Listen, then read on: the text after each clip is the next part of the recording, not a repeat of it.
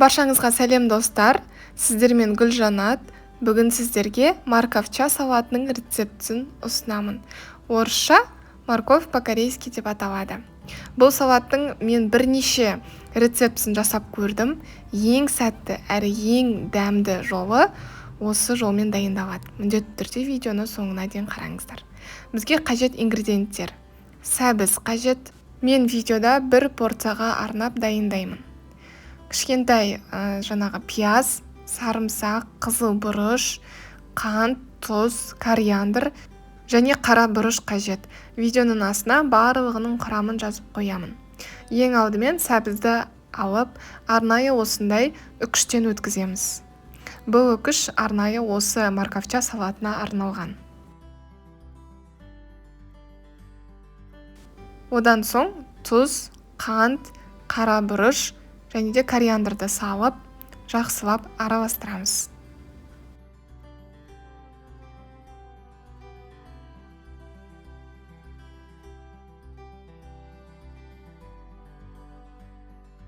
Қызып тұрған табаға күнбағыс майын құйып, май қызған соң пиязды турап саламыз. Пиязды ұсақтап турамаңыздар, үлкен қылып турасаңыздар жеткілікті. Бұл жерде қазір біз пиязды кейін бөлек алып тастаймыз. Бізге ең қажет нәрсе бұл осы қуырылып жатырған май қажет. Пияз осылай қоңырқай болып қуырылды. Оттың астын өшіріп тастаймыз. Осыған қызыл бұрыш саламыз. Егер аз болса үстіне тағы да қоссаңыздар болады.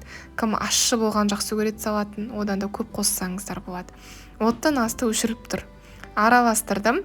Енді пияздың салмаймыз, майын ғана саламыз.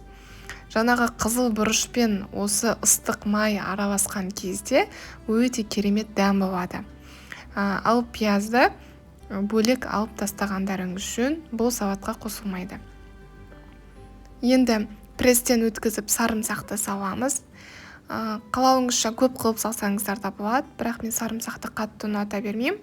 Сол себептен аздау салдым. Жақсылап барлығын араластырамыз.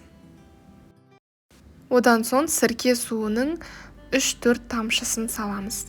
Бұл жерде 7-8%, немесе 70% сірке суын салуға болады. Егер сірке суы 70% болса, онда 1-2 тамшысы ғана жетеді. Жақсылап араластырамыз. Біздің морковча салатымыз дайын. Бірден жей берсеңіздер болады. Бірақ менің кеңесім 1-2 сағатқа холодильникке салып қойыңыздар. Достар, менің каналыма тіркелген соң, мына жерде қоңыраушаның суреті бар, колокольчик, соны басып, все дегенді таңдаңыздар. Сол кезде мен әрбір салған рецепттерімді жіберіп алмайсыздар. Және де жоғарыда плейлист деген бөлім бар. Егер соны бассаңыздар, бұл жерде ыстық тағамдар, тәтті тағамдар, таңғы ас, екінші тағамдар, салаттар, сорпа барлығы тақырыпшаларға бөлініп жасалған.